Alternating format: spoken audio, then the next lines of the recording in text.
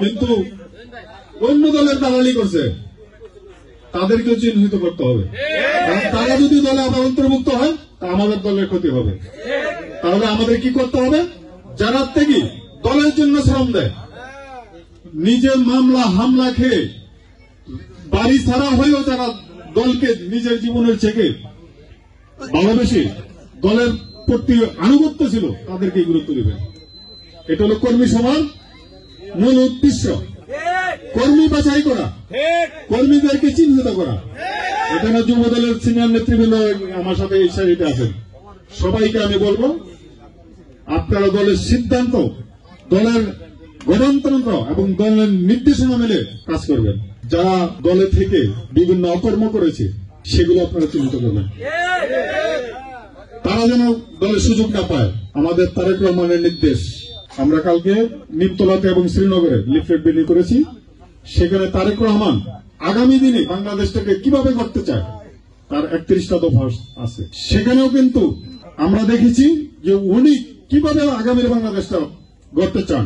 উনি চান দুর্নীতি, সন্ত্রাস এবং যাতে দলে কোনো বিশৃঙ্খলা না থাকে সেইভাবে একটি রাষ্ট্র গড়ে করতে চান, যেখানে মানুষের বাক স্বাধীনতা থাকবে, গণতন্ত্রের অধিকার থাকবে, ভোটের অধিকার থাকবে, মানুষ যার যার মত নির্বিশেষে প্রকাশ করতে পারবে। আমরা তারেক রহমানের নির্দেশ মেনে প্রত্যেকটা নেতাকর্মী কাজ করব। আমাদের যে গঠনতন্ত্র, সেই গঠনতন্ত্র মেনে আমরা কাজ করব। যারা দলের গঠনতন্ত্রের বাইরে কাজ করবেন, দলের ভাবমূর্তি নষ্ট করবেন, দল তাদের ব্যক্তি সাংগঠনিক ব্যবস্থা নেবে। এখানে যুব দলের কর্মী সভা, আমি যারা যুব দলের নেতৃবৃন্দ আছেন তাদেরকে সতর্ক বলে দিতে চাই, যদি কেউ দলের ভাবমূর্তি নষ্ট করে তাহলে আপনারা তাদের বিরুদ্ধে সাংগঠনিক ব্যবস্থা নেবেন। আগামী দিনে আমাদের বাংলাদেশে একটা নির্বাচন হবে। নির্বাচনটা কি সহজ হবে? কঠিন নির্বাচন হবে। আমাদের ভারপ্রাপ্ত চেয়ারম্যান তারেক রহমান বলেছেন, তার ওই ইয়েতে কিন্তু বলা আছে যে একটা কঠিন নির্বাচন হবে। আর ওই নির্বাচনের ম্যান্ডেট নিয়ে যে 5 তারিখে যেই ছাত্র জনতার আন্দোলনে যে আমরা বিজয় পেয়েছি, সেই বিজয়ের দ্বারা কিন্তু আমাকে অব্যাহত রাখতে হবে। এই ফ্যাসিস্ট সরকারের যে অপকর্ম তারা করেছে, পিলখানার যে হত্যাকাণ্ড, 57 জন কর্মকর্তা, শাপলা চত্বরের যে হত্যাকাণ্ড, হেফাজতের হত্যাকাণ্ড, আর এই 17 বছরে মামলা হামলা গুম করে যেভাবে হত্যাকাণ্ড চলেছে, সর্বশেষ যে বৈষম্য বিরোধী আন্দোলনে যে ছাত্রদের হত্যা করেছে, সাধারণ জনগণকে হত্যা করেছে, এটার বিচার যদি বাংলার মাটিতে করতে পারে তাহলে যাদের আন্দোলনের মাধ্যমে এই বিজয় এনেছি তাদের আত্মশান্তি পাবে। তাহলে আমরা কি জনগণের পাশে থাকবো? জনগণ যাতে কোন হ্যারাসমেন্ট না হয়, জনগণ যাতে কোন ধরনের অত্যাচারিতা না হয়, সেজন্য আমরা সজাগ দৃষ্টি রাখবো। তারা কিন্তু বসে নেই, এই কয়েকদিন পরে পর দেখেন একটা করে ছাড়ে। আমাদের কিন্তু সতর্ক থাকতে হবে। যদি কোথাও এই ধরনের বিশৃঙ্খলার সৃষ্টি করা হয় তাহলে যুবদল, মূল দল, অন্য সংগঠন মিলে তাদেরকে প্রতিহত করবে। যেখানে বিশৃঙ্খলা হবে সেখানে প্রতিরোধ হবে, সেখানেই প্রতিবাদ হবে। তাহলে তার জন্য আমাদের কি দরকার? আমাদের ঐক্যবদ্ধতা। তাহলে আমরা সবাই মূল দল, যুবদল, ছাত্র দল এবং অঙ্গ সংগঠন সবাই মিলে ওয়ার্ড থেকে থানা পর্যন্ত ঐক্য থাকবো।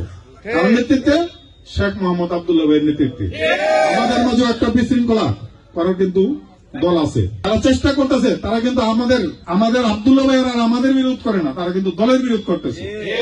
যেখানে আব্দুল্লাহ ভাই এবং আমি সম্মেলনের মাধ্যমে নির্বাচিত কমিটি, আমাদের মাধ্যমে এই ইউনিয়নে আব্দুল আজিমাল রাজি, আব্দুর রহিম শেখ, তারা কিন্তু নির্বাচিত কমিটি, তাদের বিরুদ্ধে অর্জন করতেছে। তাহলে কি বোঝা যায়? তারা দলের বিরুদ্ধে করতেছে।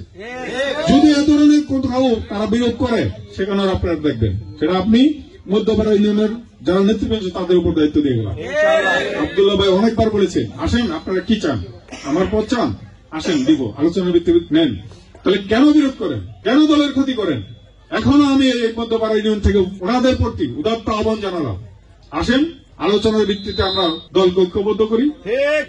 তারেক রহমানের নির্দেশনা মেনে, তারেক রহমানের নেতৃত্ব মেনে, এবং খালেদা জিয়ার নেতৃত্ব মেনে আসেন আমরা দলকে সুসংগঠিত করি, দলকে এগিয়ে নিয়ে যাই। আমাদের বিরুদ্ধে অনেক ষড়যন্ত্র চলছে, আমাদের বিরুদ্ধে যদি ফাটল থাকে, আমরা যদি ঐক্যবদ্ধ না থাকতে পারি তাহলে কিন্তু আমাদের সামনে অনেক বিপদ আছে। ওনাদেরকে উদাত্ত আহ্বান জানাবো, দলের ক্ষতি করবেন না।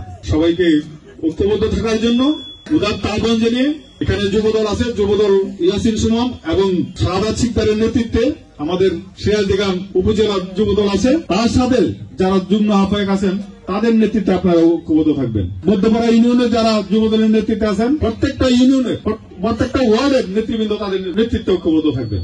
এই উদাত্ত আহ্বান রেখে সবাইকে ধন্যবাদ জানিয়ে আমার বক্তব্য শেষ করছি। আল্লাহ হাফেজ। বাংলাদেশ জিন্দাবাদ, বাংলাদেশ জাতীয়তাবাদী দল জিন্দাবাদ, বাংলাদেশ যুবদল জিন্দাবাদ। সবাইকে ধন্যবাদ।